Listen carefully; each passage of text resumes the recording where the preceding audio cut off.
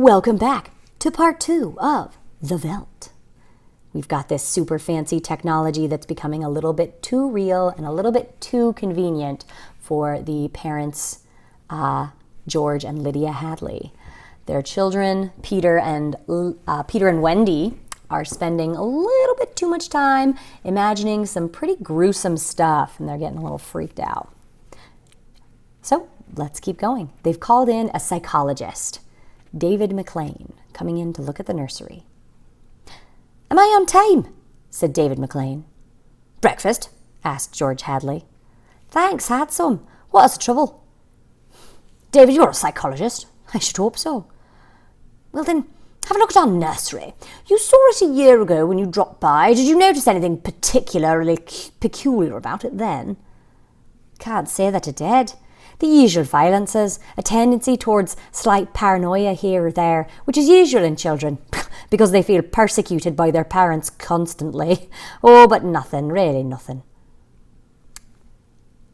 They walked down the hall. "I locked the nursery up," explained the father, "and the children broke back into it during the night. I let them stay so they could form the patterns for you to see." There was a terrible screaming coming from the nursery. "There it is," said George Hadley. "See what you make of it." They walked in on the children without rapping.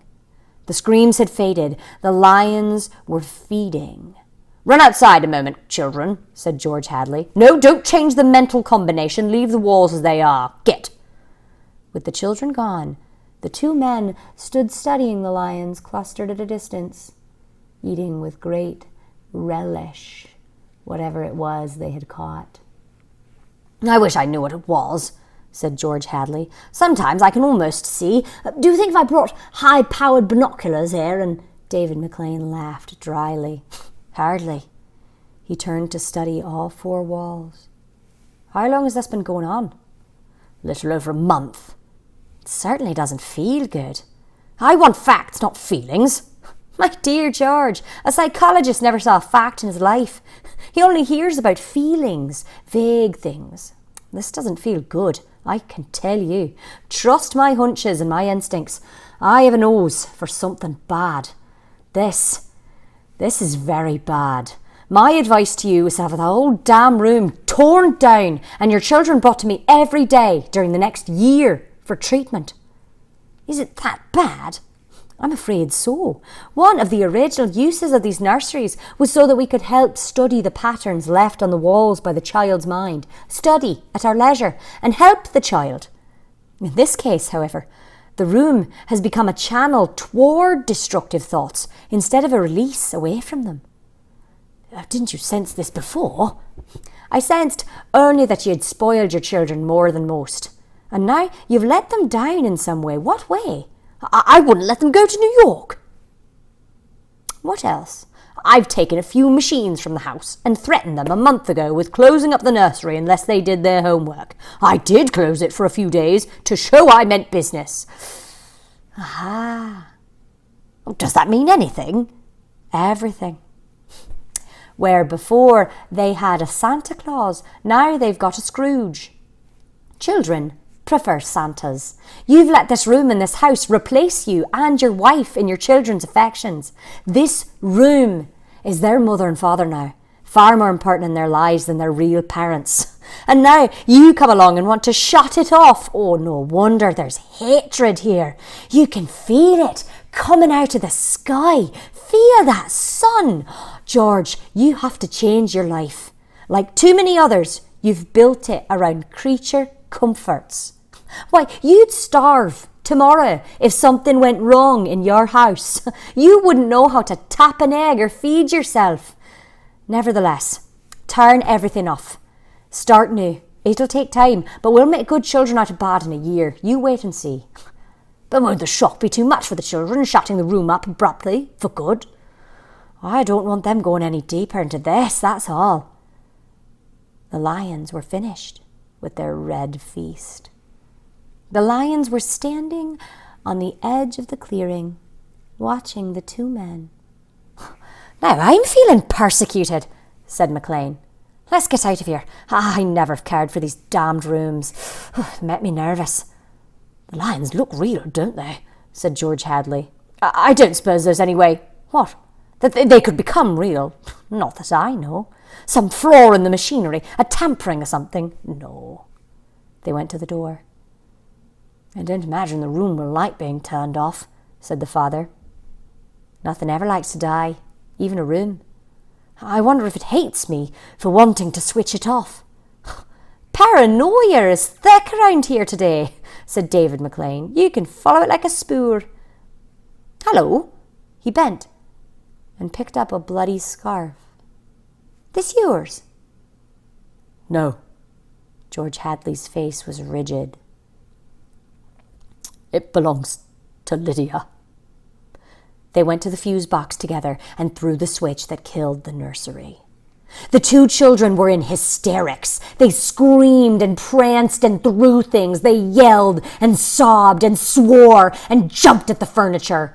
You can't do that to the nursery! You can't! Now, children! The children flung themselves onto the couch, weeping. Oh, George, said Lydia Hadley, turn on the nursery for just a few minutes. You can't be so abrupt. No. Oh, you can't be so cruel. Lydia, it's off, and it stays off, and the whole damn house dies as of here and now. The more I see of the mess we've put ourselves in, the more it sickens me. Oh, my God, we've been contemplating our mechanical, electronic navels for far too long. Oh, how we need a breath of honest air.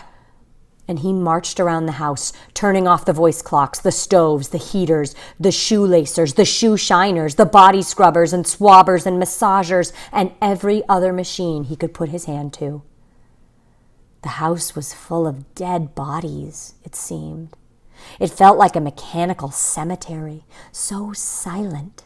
None of the humming, hidden energy of machines waiting to function at the tap of a button. Don't let them do it, wailed Peter at the ceiling, as if he was talking to the house, to the nursery. Don't let Father kill everything. He turned to his father. Oh, I hate you. Insults won't get you anywhere. I wish you were dead. We were, for a long while. Now we're really going to start living. Instead of being handled and massaged, we are going to live. Wendy was still crying, and Peter joined her again. Just a moment, just one moment, just another moment of nursery, they wailed. Oh, George, said the wife, oh, it can't hurt. All right, if they just shut up. 1 minute, mind you, and then it's off forever. Daddy, daddy, daddy, sang the children, smiling with wet faces. And then we're going on a vacation. David McLean is coming back in half an hour to help us move out and get to the airport. I'm going to dress. You turn the nursery on for a minute, Lydia. Just a minute, mind you. And the three of them went babbing off while he let himself be vacuumed upstairs through the air flue and set about dressing himself. A minute later, Lydia appeared. I'll be glad when we get away, she sighed. Did you leave them in the nursery? I wanted to dress too. Oh, that horrid Africa. What can they see in it? Well, in 5 minutes, we'll be on our way to Iowa. Lord, how did we ever get in this house? What prompted us to buy a nightmare? Pride, money, foolishness. I think we'd better get downstairs before these children get engrossed with those damned beasts again. Just then, they heard the children calling, Daddy, Mummy, come quick, come quick! They went downstairs in the air flue and ran down the hall. The children were nowhere in sight. Wendy? Peter? They ran into the nursery. The Veldt land was empty, save for the lions, waiting, looking at them. Peter? Wendy? The door slammed. Wendy! Peter! George Hadley and his wife whirled and ran back to the door. Open the door! Cried George Hadley, trying the knob. Why, they've locked it from the outside! Peter! He beat at the door. Open up! He heard Peter's voice outside against the door. Don't let them switch off the nursery and the house, he was saying. Mr. and Mrs. George Hadley beat at the door.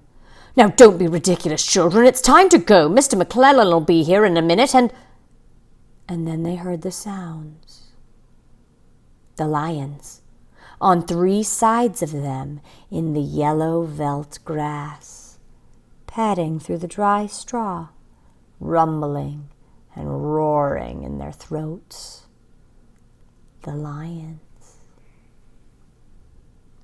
Mr. Hadley looked at his wife, and they turned and looked back at the beasts, edging slowly forward, crouching, tails stiff. Mr. and Mrs. Hadley screamed, and suddenly they realized why those other screams had sounded so familiar. "Well, here I am," said David McLean in the nursery doorway. "Oh, hello." He stared at the 2 children seated in the center of the open glade, eating a little picnic lunch. Beyond them was the waterhole in the yellow veldtland. Above was the hot sun. He began to perspire. "Where are your father and mother?" The children looked up and smiled. "Oh, they'll be here directly." "Good, we must get going." At a distance, Mr. McClellan saw the lions fighting and clawing and then quieting down to feed in silence under the shady trees. He squinted at the lions with his hand to his eyes. Now the lions were done feeding. They moved to the water hole to drink. A shadow flickered over Mr. McLean's hot face. Many shadows flickered. The vultures were dropping down the blazing sky. "A cup of tea?" asked Wendy in the silence. The Veldt! That is the end of the story, The Veldt. What did you think? Let me know. Why do you think that author wrote that story in 1950? And do you think it has a message that maybe we might think about in our contemporary world? Yes, no, maybe not, maybe yes. Tell me why. Tell me why on Zoom or in the Teams chat.